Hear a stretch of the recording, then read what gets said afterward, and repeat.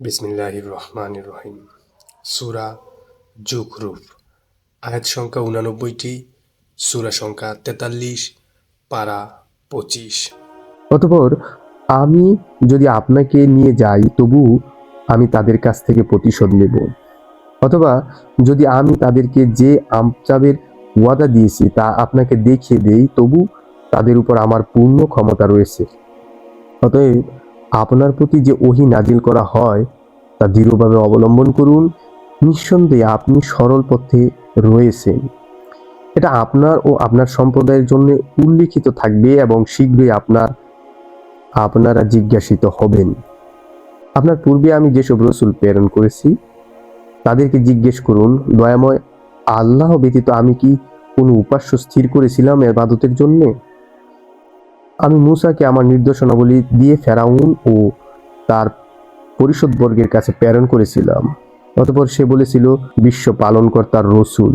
অতঃপর সে যখন তাদের কাছে আমার নির্দেশনাবলী উপস্থাপন করলো তখন তারা হাস্যবিদ্রুপ করতে লাগলো। আমি তাদেরকে যে নির্দেশই দেখাতাম তাই হতো পূর্ববর্তী নিদর্শন অপেক্ষা বৃহৎ, এবং আমি তাদেরকে শাস্তি দ্বারা পাকড়াও করলাম যাতে তারা ফিরে আসে। তারা বলল, হে জাদুকর,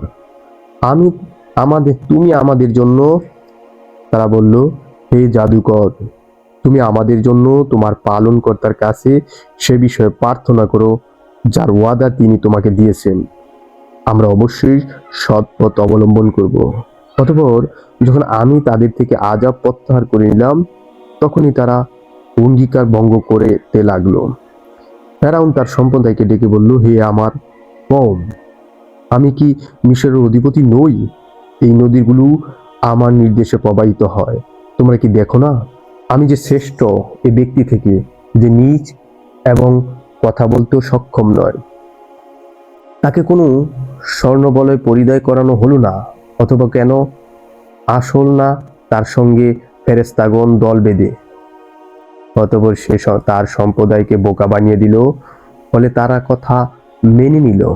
নিশ্চয়ই তারা ছিল পাপাচারী সম্প্রদায়। অতঃপর যখন আমাকে রাগান্বিত করলো তখন আমি তাদের কাছ থেকে প্রতিশোধ নিলাম এবং নিমজ্জিত করলাম তাদের সবাইকে।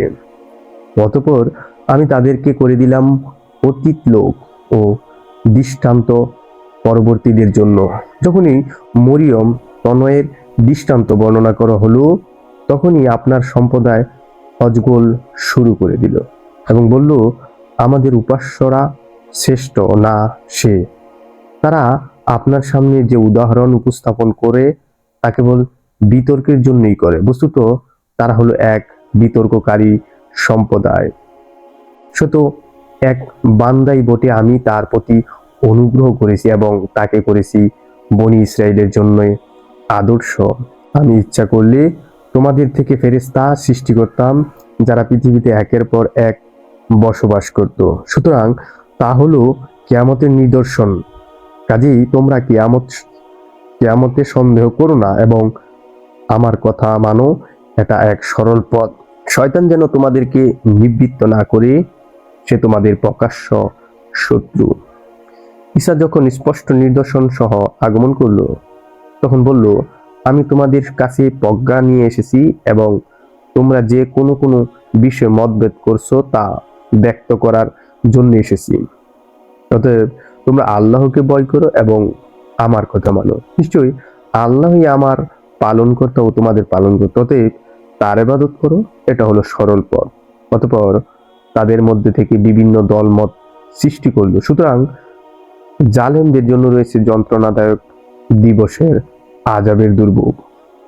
তারা কেবল কিয়ামতেরই অপেক্ষা করেছে যে আকস্মিকভাবে তাদের কাছে এসে যাবে এবং তারা খবরও রাখবে না। বন্ধুবর্গ, সেদিন একে অপরের শত্রু হবে, তবে ক্ষুধাবিরুরা নয়। হে আমার বান্দাগণ, তোমাদের আজ কোনো ভয় নেই এবং তোমরা দুঃখিত হবে না। তোমরা আমার আয়াতসমূহ বিশ্বাস স্থাপন করেছিলে এবং তোমরা আজ্ঞাবহ ছিলে। জান্নাতে প্রবেশ করো তোমরা এবং তোমাদের বিবিগণ সানন্দে। তাদের কাছে পরিবেশন করা হবে স্বর্ণের থালা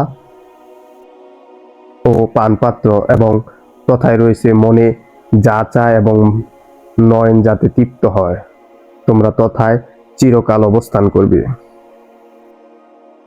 এই যে জান্নাতের উত্তরাধিকারী তোমরা হইছো, এটা তোমাদের কর্মের ফল।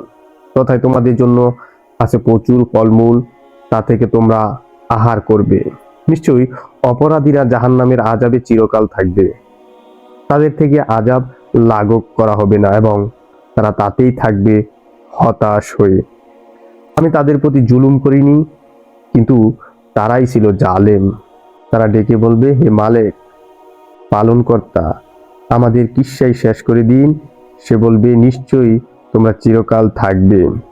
আমি তোমাদের কাছে সত্য ধর্ম পৌঁছিয়েছি, কিন্তু তোমাদের অধিকাংশই সত্য ধর্ম নিস্পৃহ।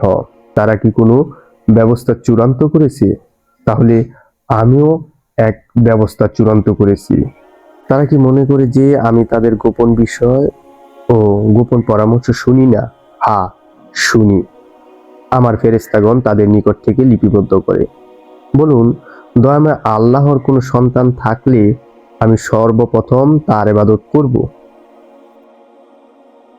তারা যা বর্ণনা করে তা থেকে নবমণ্ডল ও ভূমণ্ডলের পালনকর্তা, আরশের পালনকর্তা পবিত্র। অতএব তাদেরকে বাকচাতুরী ও ক্রীড়াকৌতুক করতে দিন সেই দিবসের সাক্ষাৎ পর্যন্ত। তিনি উপাস্য নবমণ্ডলে এবং তিনি উপাস্য ভূমণ্ডলে। তিনি সর্বজ্ঞ, সর্বময়, তিনি প্রজ্ঞাময়, সর্বজ্ঞ, বরকতময়। তিনি নবমণ্ডল, ভূমণ্ডল ও এতদুভয়ের মধ্যবর্তী সবকিছুই যার, তারই কাছে আছে কিয়ামতের জ্ঞান এবং তারই দিকে তোমরা প্রত্যাবর্তিত হবে। তিনি ব্যতীত তারা যাদের পূজা করে তারা সুপারিশের অধিকারী হবে না, তবে যারা সত্য স্বীকার করত ও বিশ্বাস করত। যদি আপনি তাদেরকে জিজ্ঞাসা করেন কে তাদেরকে সৃষ্টি করেছে, তবে অবশ্যই তারা বলবে আল্লাহ। অতঃপর তারা কোথায় ফিরে যাচ্ছে? রসূলের এই উক্তির কসম, হে আমার পালনকর্তা, এ সম্প্রদায় তো বিশ্বাস স্থাপন করে না। অতএব আপনি তাদের থেকে মুখ ফিরে নিন এবং বলুন সালাম, তারা শীঘ্রই জানতে পারবে।